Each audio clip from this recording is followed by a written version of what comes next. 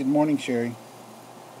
I'm using one of my favorite tools on the iPad called Explain Everything, which allows me to go to the P2PU website and pull up your post. And there it is. I think you do a really admirable job and are a good model for the rest of us in answering this question. What writing and literacy connections do you strive to make in your work and practice? What possibilities do you see? And I'm struggling with this question myself, so I want to look at your response very closely.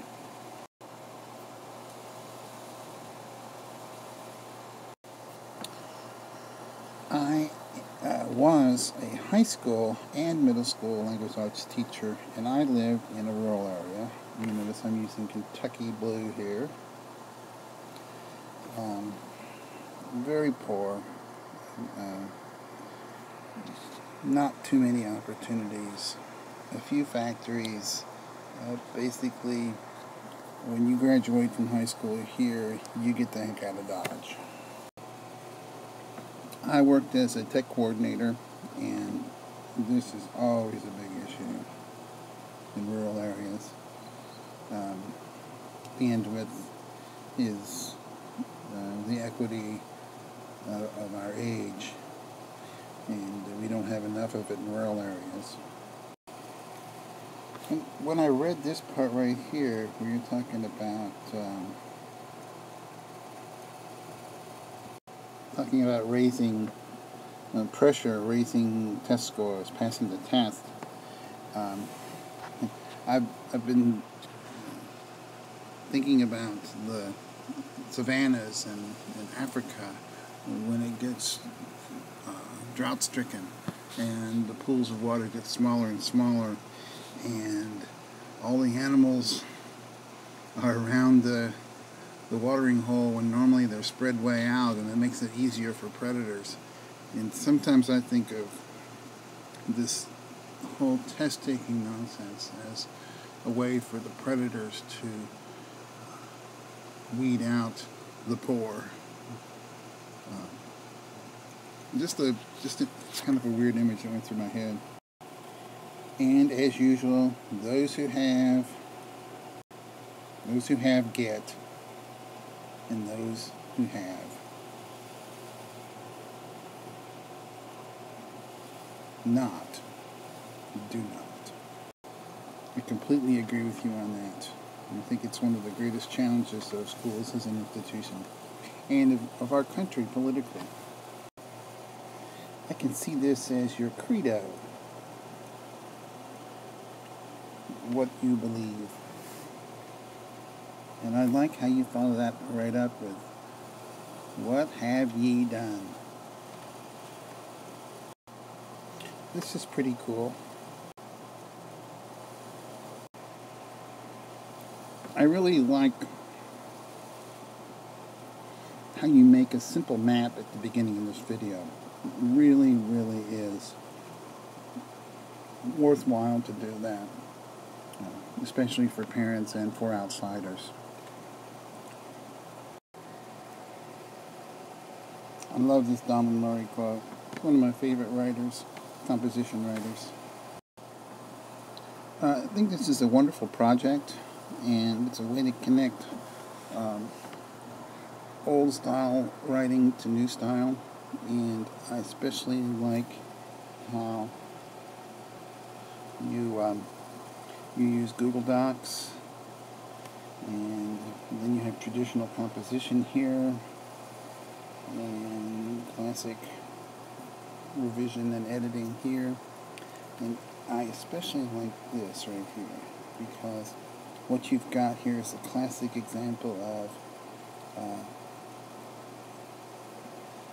if you have a repertoire of technology tools, and I'm sure Wordle's in your repertoire, and your students know about your repertoire, then they can acquire your repertoire.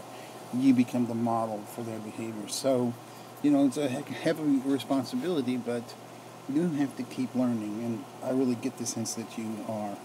It's great. I just love what you've done with this. This is a real model for people to follow. What do I mean by that? Well, first, it's the questions you ask.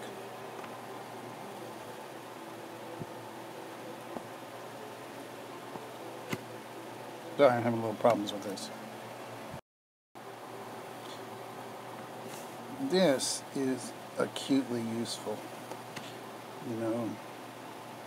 He's talking about the struggles. What did they learn? You don't learn anything without some struggle or some failure. And I think you are very wise to talk about this. This is wonderful. How you kind of you give the people who follow you kind of a place to stand, so that they're a leg up, so to speak, on where you were with your students.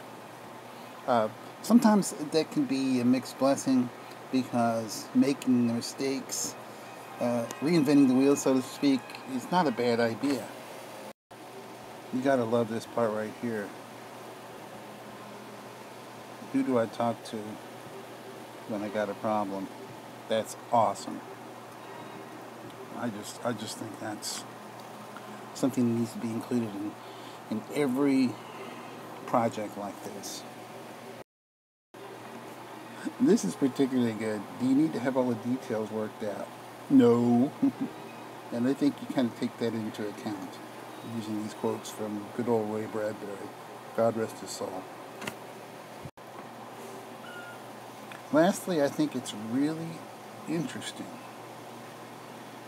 In other words, I like it a lot. But I'm curious as to why the last question was, really, why? Normally that happens at the beginning. And this one concludes with it, which I think is really fascinating.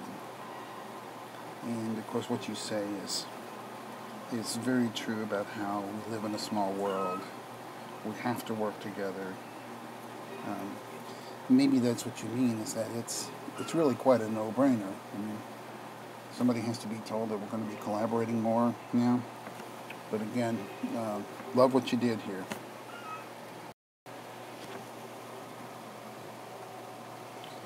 This right here, where you admit that most of your projects began with a connection on Twitter. I keep telling my teachers that I work with that Twitter is the greatest professional development and classroom tool ever devised. And that flows from your premise that students today enjoy connectedness and social networking. It's part of the very being. Yes, it is part of the very being. And they need to develop it just like they do any other muscle in their body. This idea of textured literacies is wonderful. It makes me want to extend the metaphor to what kind of textures. Are we talking silk? Are we talking burlap? Are we talking... what are we talking about here? Basically, we're talking about fabric, And I love that notion is, what is the fabric of literacy? Well, it's lots more stuff now than it ever used to be. In a way, it's harder to teach the whole fabric of literacy now than it ever has been. Yet, that's why teaching is so cool. And thanks for sharing this. This is wonderful, and I am richer for it. I appreciate it. Thanks.